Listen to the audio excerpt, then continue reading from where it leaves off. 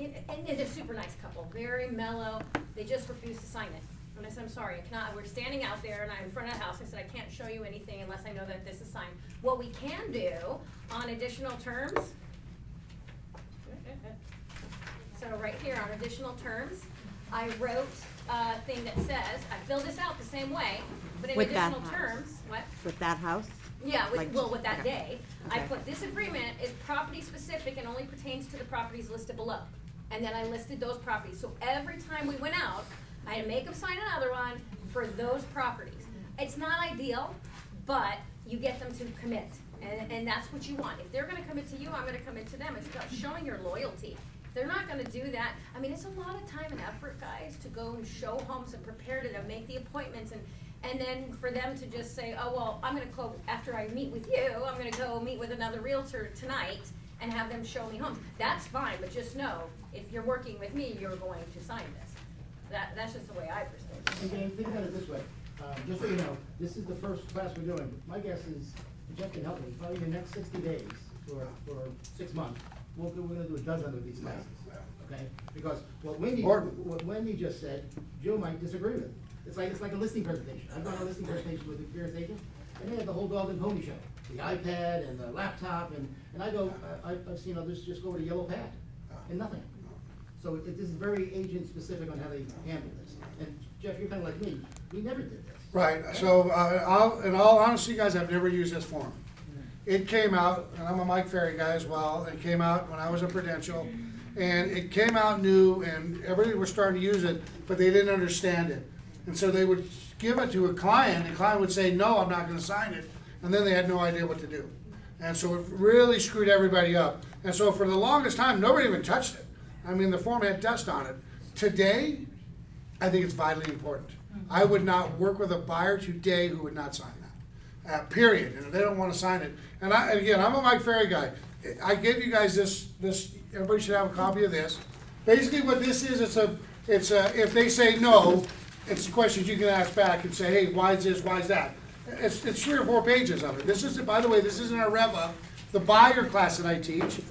That's, and by the way, and then people who know I might hate buyers, but the thing for me, you guys, if I don't need this, because if I'm working with a buyer and they say I don't want to sign it, I'm going to have them stand up and escort them to the door. Right? I want you to fail right now, not in 3 months from now. Here's the thing about this, you guys. When you use this and you explain to them, by the way, Mr. and Mrs. Buyer, if you go to a new home development, make sure you give them my card. And I would give them 3 or 4 cards. So I'll give them some cards. So if they go to a new home, the first thing the new home says to them, right, every time, are you working with an agent? And most buyers do this. Honey, are we working with a buyer's agent? I can't remember. And you're like, we've been together for 6 months. We're practically dating, and they have no idea who you are because they think they're going to get a special deal. So I explained to them what this means, because at the end of the day, guys, this is between you and your buyer. If they go out and buy another house with somebody else, that's fine. I have a contract that's legal as long as it's been fully executed. You're going to pay me when you buy a property, and I'm going to take you to court over it, right? When you present this to your clients and they buy another house and you send this to them and say, we have a deal, so how do you want to write me a check for $8,000? They're not going to write you a check right then. You're going to have to follow the process. But you guys, when it's been fully executed, you take this to court, the judge is going to say, bam, you win, write them a check for $8,000 or whatever the number is. That's how powerful this is. But you've got to explain it to them. Now, what I tell agents all the time is, do your buyer's presentation, and then about 3/4 of the way, then present this, right? And say, listen, it's just an agreement. You agree to use me exclusively. Well, Jeff, I don't like that. I want to use 4 or 5 different agents. I can appreciate that. Stand up and escort them to the door. Right? I mean, guys, buyer loyalty today is about that much. Right. It used to be that much, and now it's that much. Anybody who's been in business for 10 years knows that buyers, the loyalty is just absolutely going downhill. So I would not work with anybody doing that. And so that's why, again, there's some scripts in here on if they say no, well, why not? What's going on? What do you think? You know, whatever it is. I personally, when I do the class, I don't think you need to use it, because either you're going to work with me or not, period. I don't need to convince you to work with me. If you don't want to, I get it. You don't want to work, I got it. Head to the door, right? So that's been my attitude. Pardon? You're 20 years in. so we don't have that luxury. Well, you do have that luxury. You treat this like a business. The problem that and I tell this to my class, there's no crying in real estate. This is a business. We treat it like it's not a business. We get emotional, we get caught up in it. This is a business. Start treating it like one. And you'll be successful. The commercial guys, do you think they whine and cry with each other, hold hands and sing songs? Not a bit. What do we do as agents? We all get together and hold hands, cry about what happened and why. You guys, this is a business. You need to move it forward. And honestly, you make the decision how you want to treat your business, right? And you do have the luxury. This is your business. And how you treat it is what's going to be the way your destiny's going to fall. Please. You bring up an extremely fair point, and the longer you do this, the more that confidence builds. Yeah. I was like that in the beginning, and this form made me uncomfortable. Having gotten burned in that one deal helped me get over that, but I wanted to approach this with the path of least resistance. So if anyone's not doing a buyer consultation or Presentation, yeah. a pre-meeting, whatever you want to call it, you're doing a terrible disservice to yourself.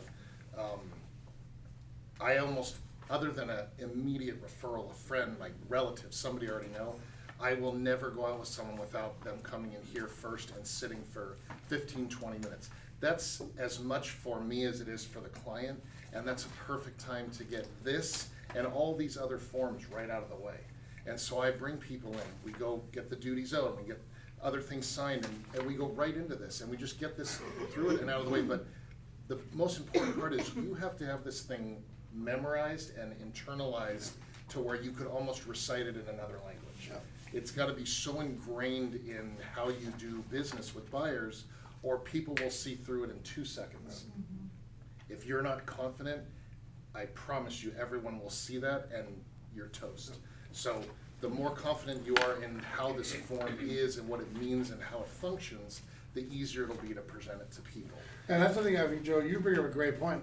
I see where most agents have no idea what the form says, or how to read it, or how to present it, and then, of course, they don't want to sign it. You gotta explain to them what's going on. If someone asks you a question and you have to take the form and read it, I mean, Hang on a second. you're sunk. So, again, back to the whole Mike Ferry thing, the way you communicate your tonality, if you're asking people to do things and your voice goes up at the end, that means you're not sure of what you're saying, and you're gonna get a no. If you're just very straightforward, this is the next of all the forms we're gonna sign, and you're making a statement and you're not asking a question, people oftentimes just fall in line with that. But again, you have to know what the form is and why it benefits everyone involved. That's a big part of it. And keep in mind, moving forward, hopefully you guys won't get involved in this word, these two words I'm gonna use, but this thing called procuring cause, okay? It's, a lot of that is happening. Real quick story, 2 weeks ago, our agent, a couple of months ago, showed a client a house, $3 million house, didn't write an offer. A week later, that client went on Zillow, found another agent. That agent showed him the house, and that second agent wrote up the offer. A week later, okay? Make a long story short, we fought it, went back and forth. B got the money because of this. B had the buyer broker agreement, our agent did not. Okay, so that's how important this could be moving forward. It really, really is that critical. Keller Williams makes them sign it. It was a $60,000 commission. It wasn't, $4 grand, it was $60,000. Yeah. So, take that kick in the shorts. That'll wake you up, I was an agent at Keller Williams when this whole thing happened to me. And you're right, they tell you to have it signed and there's all the classes, and I'm like, come on, like, who wouldn't want to work with me? Right. Look at me. Right, Joe Costa's a great guy, man. $10,000 back in 2010 was a lot of money. Yeah. Houses were selling for $20,000, so. Oh, God. You sell a house for 4 and change, that was a big deal back then, and that hurt. So Joe, so you guys, when your client signs this, and then they ghost you, but they've signed this, so you have to keep following up like on the tax forms, and on MLS for their name to see if they actually went somewhere? Yeah. Okay, But here's a tip, by the way, make sure it's been fully executed. okay, oh, True story, one of our agents from my office was working with a seller, had a listing, that said they were gonna sell and then buy. She did a buyer's brokerage agreement a year earlier. They didn't like her after 6 months because she couldn't sell the house, because as you walked in the front door, there were literally, you could see 6 different floors. I mean, one was wood, that was tile, it was like, the lady loved it. And she says, but nobody else loves that floor. The lady's like, but I love it. And so they ended up not selling it. They bought a house without her. She said, Jeff, I got a buyer's brokerage agreement, okay? I said, okay, cool, great. I looked at it. I haven't signed it. It's a year. I haven't signed it yet. She said, well, can you sign it now? Well, yeah, I can sign it now, but I gotta put today's date on it, because I'm not gonna back it a year. So, ended up calling the buyer and said, hey, you know, what's going on? Okay, he goes, you got a buyer's brokerage agreement that has not been fully executed. Thank you for your time. And we hung up on that. And she didn't get anything because she didn't have the broker sign it. It's gotta be fully by executed, the you guys. broker. So how are we submitting Yeah, so- it when just start working with the buyer to get a signature? Get it as soon as practical. You need to pre-fill these. Beautiful Maria. lady right there. See in the back? Go ahead. We have this thing called, Sky Slope. Yeah, but can't you Right, pre-fill Yeah, this but lines? you're gonna open a file in But it's not a SkySlope. transaction. That's not a transaction Just, yet. guys, like, walk in the broker's office and say, can you sign this for me? I mean, just get it, if it's a week, it's not a big deal. Okay, but don't do it a year later, and that's exactly what she did. What I would do is, as you're filling out in AuthentiSign, send it to me, Yes. and I can send it that way. Okay, we'd rather go through SkySlope than we know we have it in our system, but worst case scenario, like Jeff said, AuthentiSign. we don't like it, if it's that important, walk in, hey, Tim, can you sign this? And I'll sign it, we just don't wanna be signing them all day, that's not the point. Buyer's Okay, brokerage so- agreement You doesn't have to, you guys, you have to make sure, again, you gotta treat this like a business. You gotta know that this part of the business. Jack Greenberg in my office, he's at a team of 10 or 15. It's mandatory that every one of his agents gets these signed. And I said, Jack, you're doing the right thing, because if you get burned out of commission, again, you guys, your buyers aren't gonna say, oh, I apologize, let me write you a check for $8,000. That's cool, I didn't realize it. They're not gonna do that, but when you go to take it to a court, trust me, you're gonna win hands down, because you got an executed agreement. It's like you said, the procuring cause. But Jeff, wait. Please. So how do you put it in SkySlope if you don't have an address, because you don't have an address yet? You don't need an address yet. This is just saying we're gonna buy a property. I don't know about SkySlope on that side of it. SkySlope All I has to know is have get an it signed. address. Oh, what did I just say do? On AuthentiSign, add him to the signing. But if you look at it, you guys, it doesn't say an address. It just says they're gonna buy a property. Maria's trying to tell you something. I'm trying to talk for 15 minutes. So if you have a buyer broker agreement, you don't have anything, you don't have a file, you don't have a master. Address. The emails come to me, it's just like a referral agreement. The emails come to me, I get it signed, I get it back to you guys. Exactly the same process as a referral agreement. You email it to me because on a referral agreement, you don't know who's bought or if they haven't even bought in Florida or wherever. So you email it to me, I get it signed, I get it back to you, now you got a fully executed document. Yeah, because there's no address attached to it. It just says they're Right, gonna so buy a there's still no property. file open, so you have to keep That's it like right. your Yeah, CE you just class. have, just Okay. get it fully executed is the point, you Okay. guys. Whatever that looks like. And like I said earlier, we're gonna do classes where we're gonna read every line. Spend a lot of time on each little section. We're not gonna do that today, okay? But what I wanna ask the three of them is, as you can see, I highlighted some spots. So the top part says commencing when and ending when.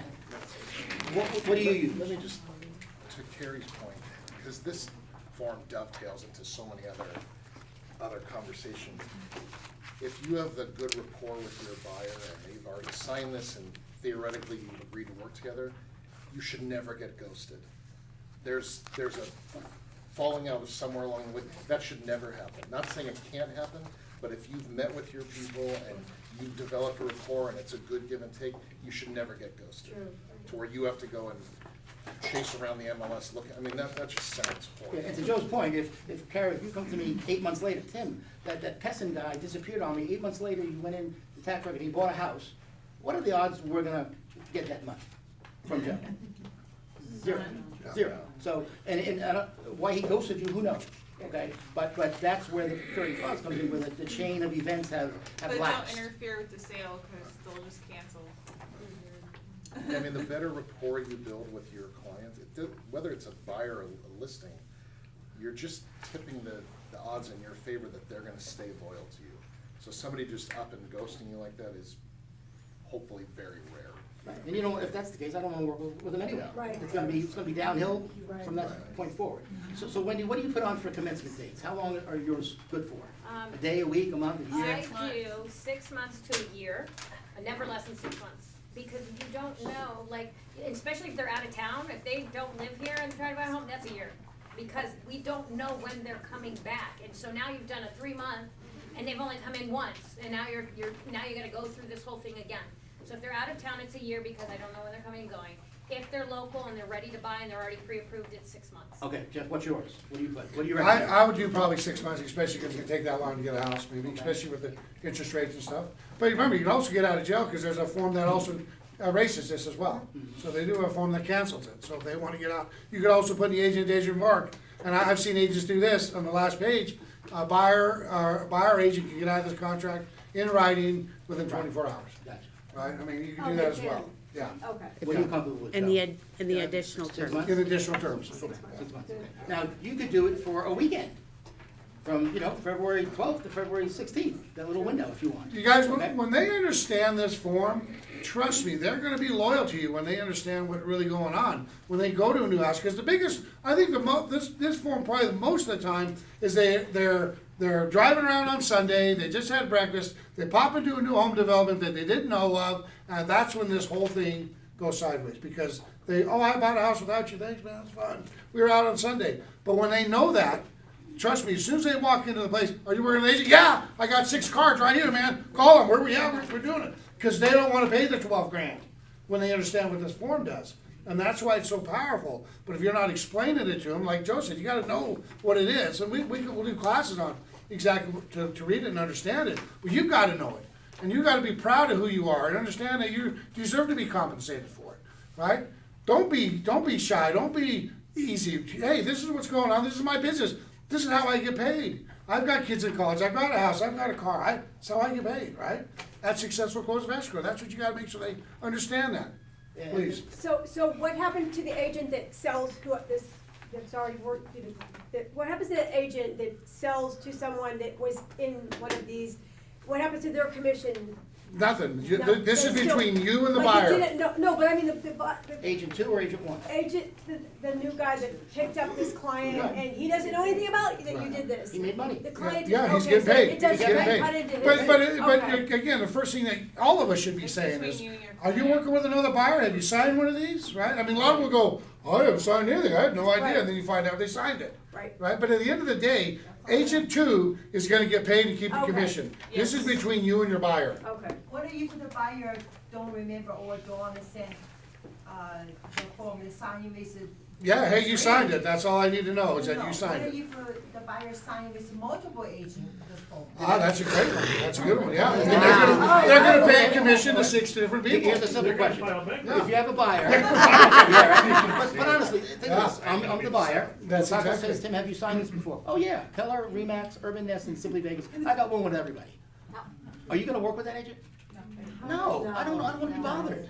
It's gonna be downhill I had from that that point on. happen. Really? I had that happen, I never used this either, I've been doing this 20 years, I used it one time with a client that called me out of the blue, and I worked with her about 8 months. She wanted a single-family home, Northwest, showed her a bunch of properties. She says, well, Otter, maybe that's too much, maybe I'm just gonna do a small, single-family home. First she wanted big, 2-story, I want big, 3-car garage. Changed her mind, no, I want small, just something for me, let's do that. 8 months, sending her everything, taking her out to look at 4 or 5 homes every time we go out. I had a strange feeling that something was up. I made her sign the buyer agreement, went through it with her, signed everything, dated it. We left the dates open to no end, because we didn't know how long it would be. So we finally decided on a house, wrote an offer. She calls me the next day, I wanna cancel, it's not right, I don't like it. We canceled that offer. This goes on, now it's getting close to Christmas. She calls me Christmas Eve, 4 in the afternoon. I got family in town, from out of town. She says, I just found a condo, I gotta go see this place. I said, a condo? We've been looking at single families for 8 months, what are you talking about? I said, well, can we do this like the day after Christmas on the 26th? I've got family in town. Okay, yeah, that'll be fine. She left or hung up, called the listing agent. Yep. Told the listing agent, no, I'm not working with anybody, I want this condo, can you write an offer today? They wrote the offer. Of course, I find out on the 26th when I texted her and said, hey, let's go look at this condo, we're ready to go. She says, oh, I'm sorry, I already wrote an offer and it's been accepted. I said, how could that be? I said, you must have talked to the listing agent. She says, yeah, I called him directly and he showed up on the 24th, Christmas Eve, and he wrote me the offer. I said, did you tell him you were working with an agent? No, it never came up, even though I had it signed. So I called the broker, my broker, and I don't know if he was just out of sorts or whatever the case was, but ultimately he said, well, you have a brokerage, a buyer-broker agreement that's been signed, take her to court. So you need to go to small claims and you need to take her to court. So I did the whole process, went to court, I come in, had all my paperwork, she came in a total mess with a purse with shit all over the place. No record of any of her documents, anything. I had copies for the court, myself and everyone else. And the judge looked at it, goes through everything and says, well, this has to go to mediation first. Did you go to mediation? I said, no, I was told to go to court by my broker. Yeah. What a shitty broker that was. You have to go to mediation first. The judge said, had I gone to mediation first, I would have won the case hands down. Right. But because we did not do mediation, I lost, he got to keep the commission, and that was it. Right, there's a million stories about this, there really are, okay? But it was executed by the broker? 'Cause But what I wanna get at, again, we don't wanna be here until noon, okay? On page one, what's really important, give me a second, Hector, is the buyer's obligations. Like Joe said, you gotta read this 17 times, 19 times. Know me what that says, and then there's the broker representation, what you're gonna do, okay? But after I take Hector's question, part 4, guys, broker compensation. I'm curious what you guys put there, because that's the area that we'll That's the nuts and turn the to. bolts. Hector, what do you got? Yeah, right after you have this signed by the buyer, everything is understood and blah, blah, blah. They go and buy a house for sale by owner. Where do you find yourself at that point? SOL. I mean, what, I don't know. Yeah, say that again, that They they got bought it a for sale by sale owner. by owner. They put a fizz bump. You can still go to the assessor's website, put their name in and find what they bought. But you guys, that commission that you and the buyer agreed upon is gonna be in there. You're And still so suing your it doesn't buyer. matter that Yes. it's for sale by owner, he Yes. bought a house, and That's that right. was a commission he agreed, that you guys agreed that you were gonna get paid. What do you guys put in E? That's what we're gonna talk about now. Right now. Take a breath, we're gonna talk about that now. Last one, Masato. Yeah, I just heard this gentleman's story, he says leave will end the day open, I don't think that's a contract. No, we had actually put a date in. Yeah, I think when we I was gonna say, initially yeah, signed it, don't ever, Yeah. contract's gotta be I in, understand, and then the contract end. have to start Right, date. you have to have a commencement date and expiration date. By the time we got to that point, we had an end date in, and she had initially. You still shouldn't have lost, they should have sent you to mediation, you should have been able to go back, I don't know, that was weird. Yeah, the judge, the woman, the judge said that because we had not gone to mediation, then case closed. It's weird. Right, move on. All right, guys, the big question, what do we put in section 4? Everyone look at section 4. That's where it might vary. Brittany says 3, let's see what these guys say. Joe? I used to always put 3, and then in the additional terms, I would put that we agree to be compensated based on the co-op In in the the MLS. MLS. So if it's 2.5 in MLS, Yeah, you I go mean, accept you it. know, like, That's perfect. if you're being paid, if the majority of the listings are at 2.5%, are you really gonna try to squeeze your buyer for 0.5%? I mean, everyone's different, that's not how I operated. Got it. This is really protecting that you're going to get paid. It's not a profit item, you know, out of people's. And let me ask you this, so you put 3 on there, MLS says 1.5. Or $0, or $500. Again, there's no right or wrong answer. Handshake. There's no right or wrong Some of answer. them So you have to be concerned about that. You want the down and dirty answer? Sure, come on. Right. There was probably something about that listing that I didn't think my buyers would like.